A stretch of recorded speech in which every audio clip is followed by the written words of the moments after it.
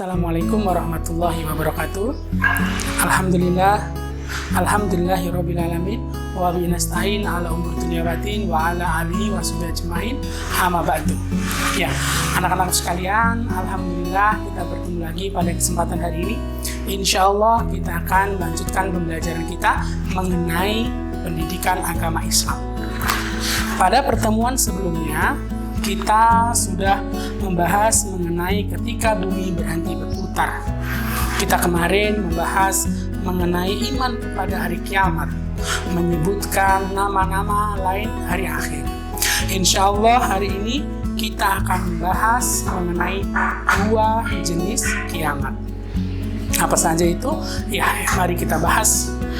Ada dua macam kiamat yang kita pelajari, yaitu kiamat sugro dan kiamat kubro.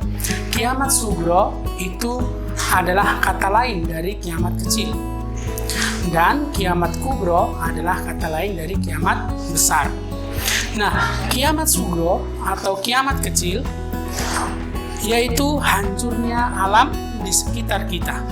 Jadi ketika terjadi gempa bumi, itu menghancurkan daerah sekitar, menghancurkan rumah, terus ada tanah longsor, banjir, kebakaran, dan sebagainya, maka itu adalah salah satu contoh dari kiamat kecil atau kiamat sugro. Nah, kiamat kecil atau sugro ini bisa terjadi di mana saja di atas bumi ini, mau di gunung, mau di kota, mau di laut, jadi semua bisa terjadi. Kiamat kecil pun juga dapat menimpa siapa saja dan di mana saja. Jadi kiamat kecil itu lebih kepada sebuah bencana yang menimbulkan kematian kepada manusia. Itu kiamat kecil. Jadi ketika ada orang yang naik motor laju-laju, habis itu nabrak, ketika menabrak dia terjatuh dan meninggal, maka itu termasuk kiamat kecil bagi orang tersebut. Ya, nah kiamat sugro atau kiamat kecil ini bisa terjadi karena ulah manusia sendiri. Jadi karena kita.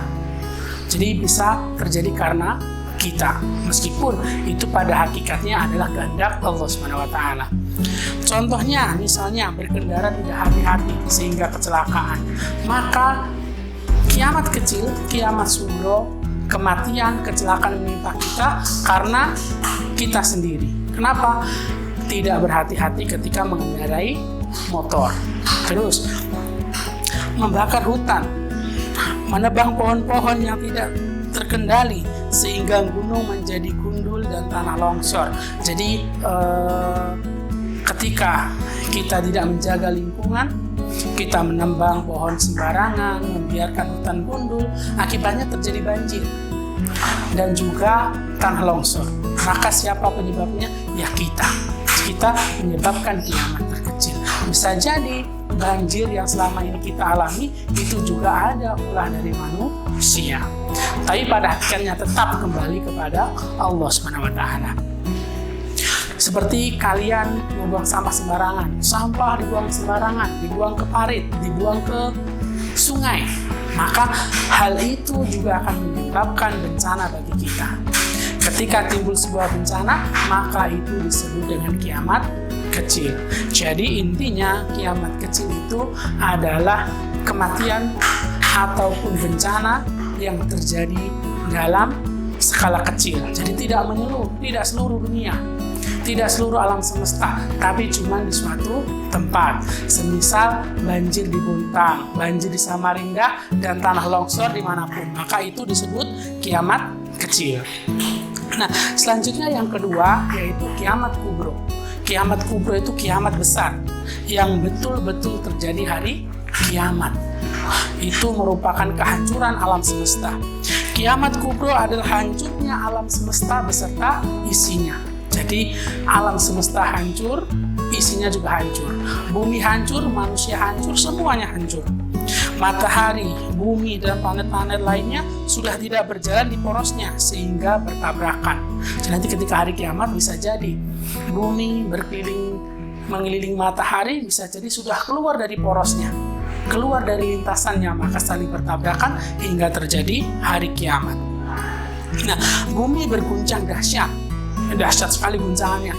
Gempanya itu luar biasa, tidak seperti gempa yang kita alami. Bisa jadi kemarin yang mengakibatkan tsunami, entah di Aceh, entah di Palu, itu mungkin nanti ketika hari kiamat akan lebih dahsyat lagi. Bagaimana huru-haranya tidak akan pernah terbayangkan. Nah, ketika bumi berguncang dahsyat, maka seluruh makhluk yang ada di alam semesta, di bumi ini semuanya akan mati. Jadi dimatikan semua oleh Allah, dihabiskan semua. Nah, Allah mengisahkan tentang hari kiamat seperti terdapat dalam surat Al-Qari'ah. Ya, Al-Qari'ah, Mal-Qari'ah, wa ma adraka mal-Qari'ah, dan seterusnya. Itu adalah hari kiamat kubro, ya, kiamat besar. Nah, sekarang kita akan bahas mengenai tahapan-tahapannya. Jadi kiamat kubro itu ada tahapan-tahapannya. Bagaimana bertahap, jadi tidak serta-merta langsung hancur semua. Apa yang terjadi, ada tahapan-tahapannya. Nah, tahapan-tahapan hari kiamat di sini ada 6. Yang pertama adalah alam kubur atau alam barzah. Alam kubur atau alam barzah ini sudah ada. Jadi nenek moyang kita, kakek-kakek kita, nenek-nenek kita yang sudah meninggal, maka mereka sudah berada di alam barzah. Alam barzah atau alam kubur. Kita pun nanti ketika meninggal juga akan masuk ke dalam alam kubur atau alam barzah, menunggu hingga terjadi hari kiamat besar atau kiamat kubro. Selanjutnya yaitu hari kebangkitan. Setelah semua orang mati, meninggal, masuk ke alam kubur atau alam barzah, nanti akan dibangkitkan. Kemarin kebangkitan apa? Hari kebangkitan Yaumul Ba'ats, maka dibangkitkan oleh Allah. Semua yang ada, manusia yang meninggal dibangkitkan semua, mulai dari Nabi Adam hingga nanti anak cucu kita. Setelah dibangkitkan semuanya, maka nanti akan digiring ke yang namanya padang mahsyar.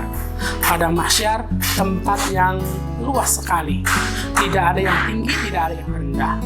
Jadi padang mahsyar, dan di situ panas sekali. Ada yang mengabarkan bahwasannya matahari nanti diturunkan sejengkal. Jadi sejengkal dari kepala kita, sangat panas sekali. Bisa jadi nanti di sana kita akan mandi keringat. Kenapa? Semua orang pun berkeringat. Ya, itu saking panasnya.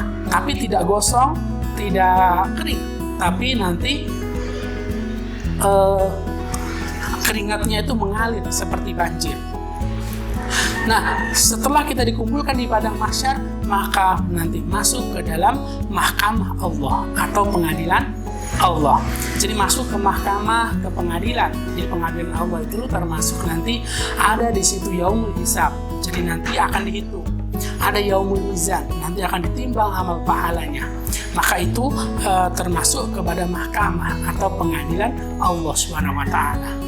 Setelah pengadilan, setelah kita diadili tadi, maka nanti kita akan melalui yang namanya titian sirat. Titian sirat itu kalau Ustadz dulu ketika masih kecil di TPA itu, guru Ustadz menjelaskan titian sirat itu adalah jembatan Shiratal Mustaqim. Seberapa besar jembatannya? Guru Ustadz menyebutkan lebih kecil dari rambut. Jadi rambut itu kecil, tapi lebih kecil lagi. Untuk menyeberang, siapa nanti? Setiap orang akan menyeberang. Dan di bawah titian sirat nanti ada neraka. Jadi kalau nanti setiap orang itu yang tidak bisa melewati, maka akan jatuh ke neraka. Nah, dari titian sirat tadi, nanti orang-orang yang beriman, orang-orang kafir, orang-orang nabi, sahabat itu nanti akan berbeda-beda. Jadi bagaimana cara menyeberanginya itu berbeda-beda. Ada yang cepat kilat, langsung sampai. Ada yang seperti orang berlari, ada seperti orang berjalan, ada seperti orang merangkak, dan seterusnya. Itu nanti tergantung dengan amal ibadah kita. Kalau kita mempunyai amal ibadah yang banyak, insya Allah nanti kita bisa cepat dalam melalui titian sirat. Nah, setelah melewati titian sirat, maka kita nanti akan masuk ke tujuan kita. Apakah kita nanti masuk ke dalam surga ataukah ke neraka? Semoga kita nanti dimasukkan Allah ke dalam surga, ya. Nah, di surga baru kita nanti akan memasuki ke dalam surga dengan kenikmatan yang sudah diberikan oleh Allah Subhanahu wa taala. Ya, anak-anak sekalian, mungkin itu pembahasan kita hari ini. Kita membahas mengenai dua kiamat, kiamat sugro dan kiamat kubro. Kiamat sugro sudah biasa terjadi dan sering kita temui.